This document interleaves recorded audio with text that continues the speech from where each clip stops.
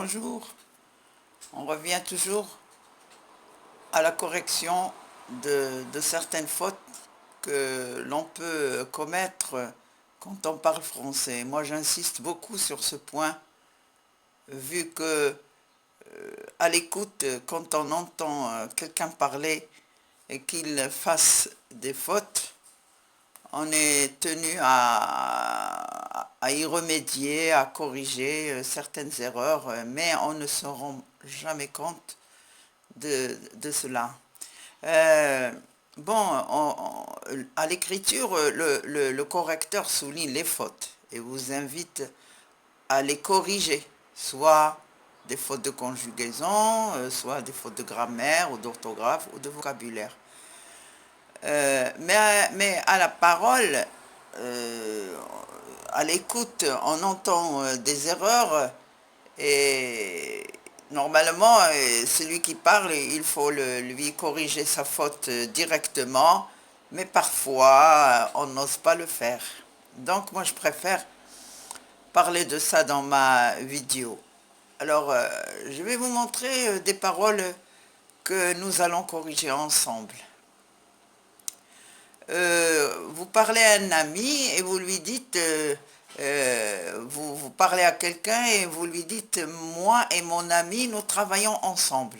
Bon, moi et mon ami, nous travaillons ensemble. Le fait d'employer moi et mon ami, c'est faux. Parce que il ne faut jamais se mettre en premier, puisque c'est moi qui parle, mais commencer par mon ami et dire mon ami et moi, nous travaillons ensemble. Là, ta parole, elle est juste. Mais dire moi et mon ami, ta parole est fausse. Bon, vous allez dire pourquoi je vais commencer par mon ami d'abord et moi après. Eh bien, c'est par politesse, c'est un langage de politesse. Il faut toujours avancer l'autre avant soi. Voilà. Je sais que ça vient peut-être d'une traduction de l'arabe, parce que quand on parle arabe, on dit أنا وصاحبتي أنا وصاحبتي كنخدمو جميع. À l'arabe, ça tient. Mais dans le langage français, non. Donc c'est pour cela qu'il ne faut jamais traduire l'arabe au français, parce que les termes ne sont pas les mêmes et les emplois ne sont pas les mêmes et on commet des erreurs.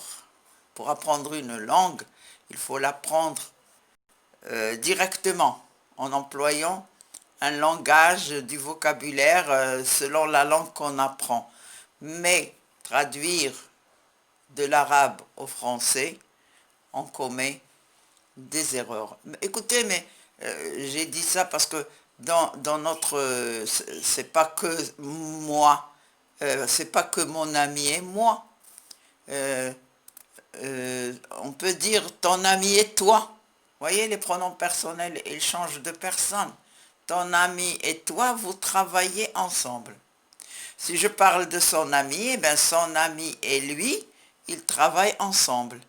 Leurs amis et eux, ils travaillent ensemble. Il faut faire des accords de conjugaison et l'emploi des pronoms personnels varie selon la personne. Si je commence par mon ami et moi, ton ami et toi, son ami et lui, leurs amis et eux, eux. Donc moi, toi, lui, eux, c'est des pronoms personnels. Nous, vous, il, c'est des pronoms personnels. Bon, voilà. Donc, je ne vais pas trop parler en arabe, vous expliquer les choses en arabe, non. Je préfère continuer en français. Une autre erreur que j'entends souvent, mais ça c'est une erreur, si vous voulez, dans la construction grammaticale. Voilà, j'ai entendu une parole, un garçon qui s'adresse à son ami et lui dit, est-ce que tu as compris la leçon? Il lui a parlé directement. C'est une question qui a été posée directement. Bon, c'est juste. L'emploi ici de est-ce, c'est juste. Maintenant, si moi j'ai entendu cette parole et que je veux la rapporter, raconter à quelqu'un d'autre, je vais dire, il demande à son ami. Et je reprends l'expression est-ce. Il demande à son ami, est-ce qu'il a compris la leçon? L'emploi ici de est-ce est faux. Dans l'emploi de la parole directe, c'est juste. Dans l'emploi de la parole que j'ai rapportée moi indirectement, c'est faux. Et je corrige. Est-ce que est remplacé par si? Il demande à son ami s'il a compris la leçon. Et non pas dire, il demande à son ami, est-ce qu'il a compris la leçon? Donc, l'erreur est dans l'emploi de est-ce que je remplace par si. Et le verbe, bien sûr, demander. Une autre parole. Un garçon demande à son ami, qu'est-ce que tu fais, pardon, qu'est-ce que tu fais? Bon, que je peux remplacer par tu fais quoi? Mais là, j'ai besoin de cette structure-là. Qu'est-ce que tu fais? C'est juste. C'est une construction qui est juste et puis il lui parle directement. Maintenant, c'est moi qui rapporte la parole. C'est moi qui rapporte la parole. Et je raconte ce que j'ai entendu, bien sûr. Et je vais reprendre la phrase. Un garçon demande à son ami qu'est-ce qu'il fait. J'ai repris qu'est-ce qu'il fait. C'est faux. Quand on rapporte la parole de quelqu'un et qu'on reprenne la même structure, c'est faux. Et je corrige. Alors là, je vais dire, un garçon demande à son ami ce qu'il fait. Vous voyez? Ce qu'il fait. Et non pas qu'est-ce qu'il fait. Alors là, ce qu'il fait, c'est juste. Remplacer qu'est-ce que dans la parole directe par ce que dans la parole indirecte. Maintenant que le garçon qui adresse la parole à son ami directement, voilà, je vais vous donner des termes, des structures, enfin de la grammaire bien sûr.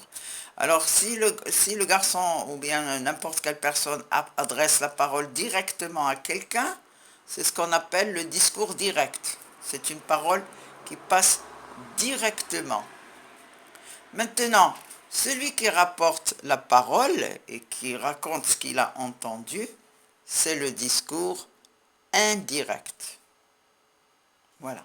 Donc, j'ai corrigé ces erreurs parce que je vois que c'est des erreurs courantes dans les paroles, bien sûr.